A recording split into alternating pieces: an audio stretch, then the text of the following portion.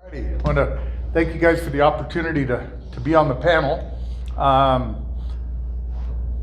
Last time I was on a panel, I didn't present any slides, and I was the only one. So this time I threw together a couple slides. So And you're the only one. yeah, now I'm the only one with them.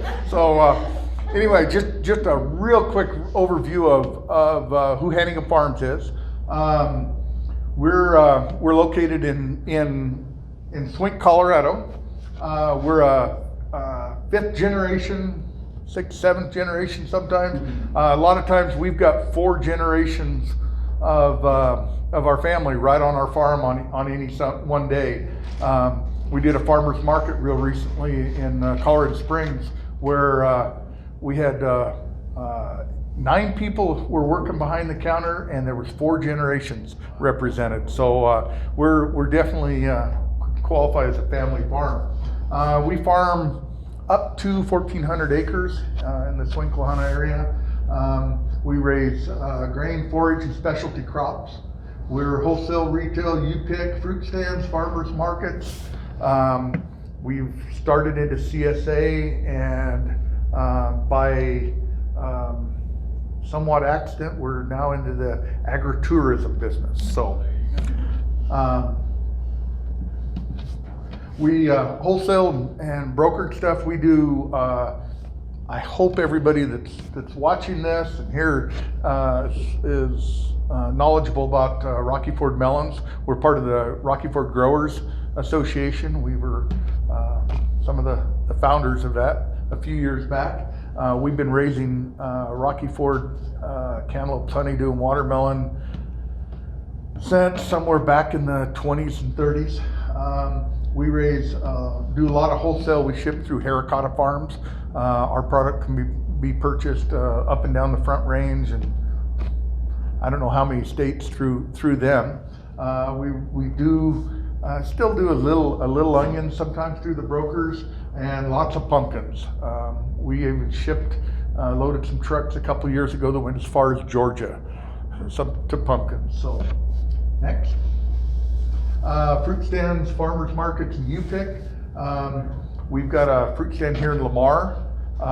It was started by a great uncle. We have Mary's stand in Swink. It was started by Mary Yagami, the Yagami family.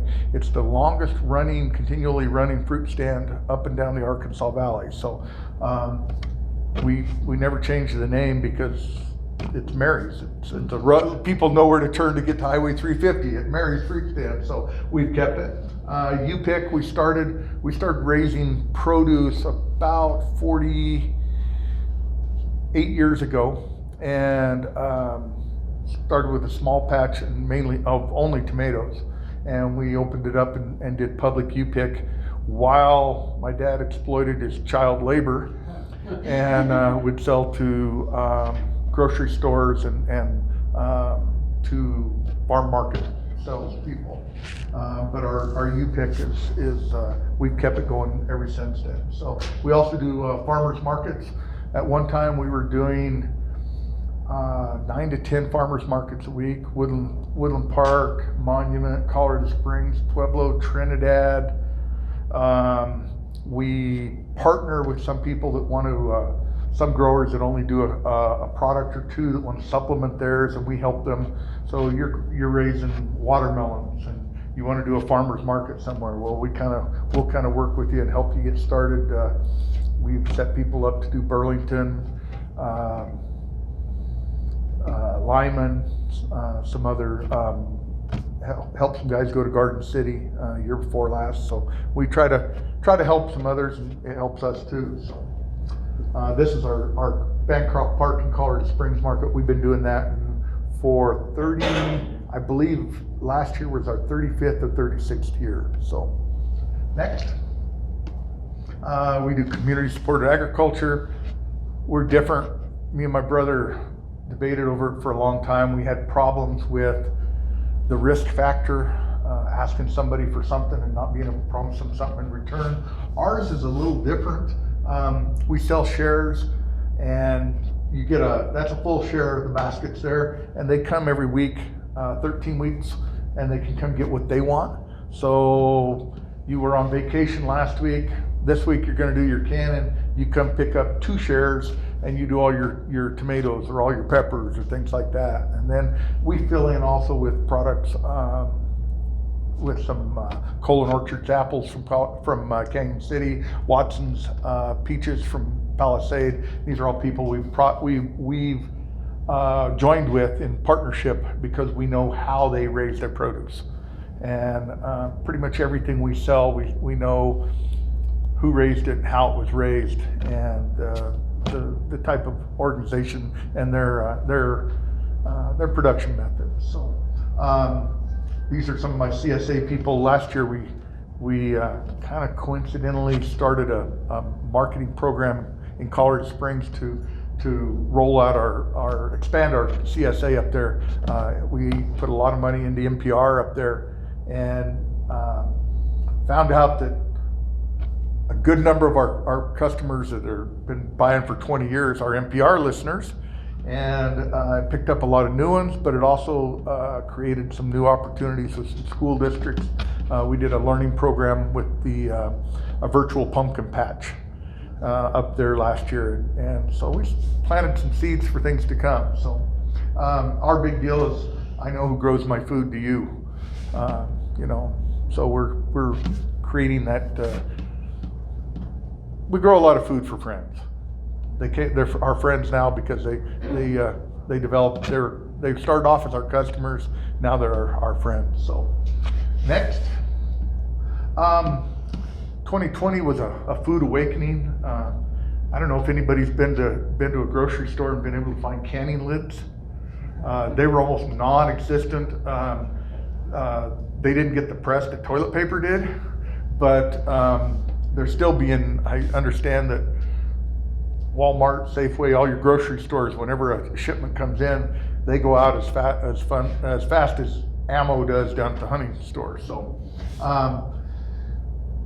we kind of had to think on different things. We do a lot of recipe things given out. We do have a couple products that we've gone into value added or processing.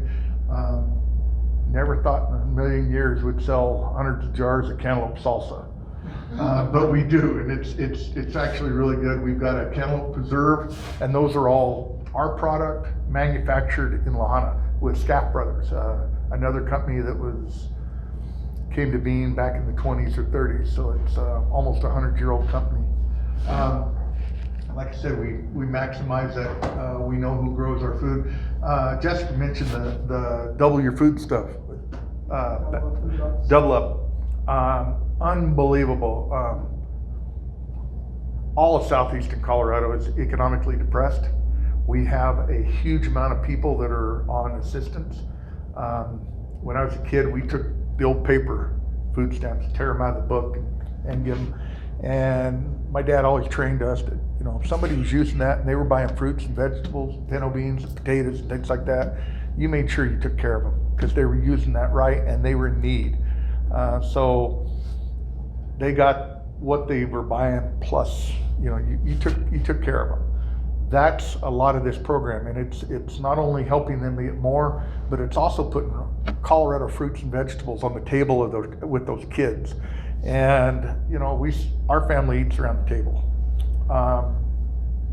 Family values, healthy families, mentally, family, the whole thing, it lends itself. And when they're taking raw produce home and they're processing it, their kids are helping. There's a whole educational portion to that. Our health department in Otero County has been really good about helping us with that. We've also got CSA shares in the WIC program. We have CSA shares from the county and things. So there's lots of different ideas.